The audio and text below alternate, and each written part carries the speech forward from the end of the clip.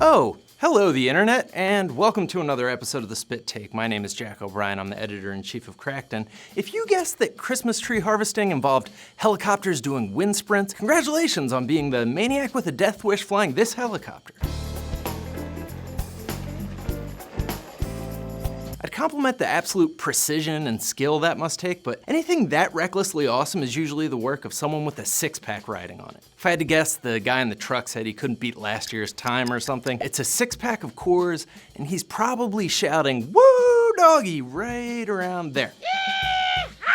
Today we're reviewing skilled professionals whose skills are just a means to the end of doing something so f***ing awesome it transcends the bounds of job descriptions and self-preservation. Hell, sometimes the job descriptions get in the way. For instance, an ice cream man's job is to sell you ice cream. An ice cream's job is to not encounter enough ambient facial hair and pocket litter that it qualifies as a McFlurry under the tax code. This profession asks the question, how awesome would it be if your uncle the plumber served ice cream as choreographed by Michael Jackson and Usher? But they're so skilled at f***ing with their customers, you start to feel like our ice cream culture is the weird one. What with our disposable paper caps and surgical gloves and cones wrapped in paper. With these guys, those cone wrappers, just an excuse to play a little one-card Monty until you open yourself up for a little ice cream jab to the face. Oh, extra toppings? No, I'll stick with the confusing number of people's DNA and clothing fibers you've got caked on there. Wait, are cobras the prison yard bitches of the animal kingdom? Because that guy's tossing them around like, whoop, no look pass, you're adorable, cobras. It's not just that he's doing his job recklessly. I legitimately don't think anyone who watches this video should be trusted around cobras until they see like 30 videos of people getting bit on the face. He's wearing flip-flops, cobras. If you don't do something, word's gonna get around that you're punks, which I guess isn't such a problem when you live in a pit of angry cobras. If you're having trouble fearing cobras like a rational human being after that clip, well, your instinct for survival is about to get a whole lot death wishier, because this motherfucker here is just rooting through a pile of angry cobras like a bin of discount Reeboks at a Payless shoes, just looking for one cobra that won't bitterly disappoint him with its utter cowardice. You spend the first half of this video worrying that he doesn't see that big yellow motherfucker up top bobbing and weaving like a prize fighter, just waiting to unhinge his skull and go full face sucker. Turns out that was less of a boxer waiting to strike and more of a, ooh, ooh, ooh, pick me, I wanna be a star. Part of me wants to start a slow clap for that guy, and part of me is worried what he and the Aryan Brotherhood are about to do to them in the laundry closet. Hey, that's 3 prison rape references in a single segment. That's a new record, you guys.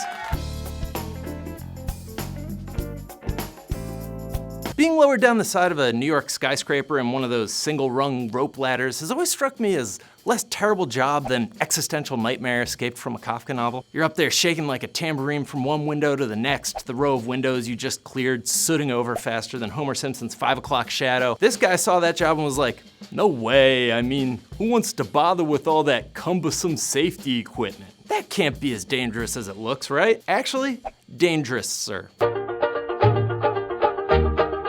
Apparently, the best of the best Oliver Twist-style chimney sweeps grew up to make the pros at risking their lives for not even close to enough money. And in a special chimney edition of The Spit Take, the world is apparently full of giant chimneys that need chopping down. So what if they sometimes tip in the opposite direction? No. Stand over there. No. Wrong way. Now obviously there are ways to fell a structure like this without pulverizing 45 bowling alleys of real estate. Only 9/11 conspiracy theorists and old-timey lumberjacks don't know that's the best way to drop a building. But there's something awesome about seeing a building just gently start to tip like a giant pine made of f***ing concrete. Same reason this giant pine made of pine tree wouldn't have been nearly as awesome to fell one chunk at a time. Worth it. Race car drivers get a lot of credit for having an awesome job. That's because they drive a car around at reckless speeds wrapped in 4,000 pounds of safety cage and flammable rocket fuel. But you know who the real badass is? This guy. Dude just sidesteps a speeding, out-of-control car like a skilled matador in Oshkosh Bagosh, and then turns around and takes a photo like, oh, look at that. Why do they always look about as athletic as your standard ultimate frisbee player? Well, it's probably all worth it for the compelling photographs of race cars I have never seen once in my life. Someone should tell these people about nature photography or other sports or just like anything else that can be photographed without randomly trying to turn you into white guy jelly.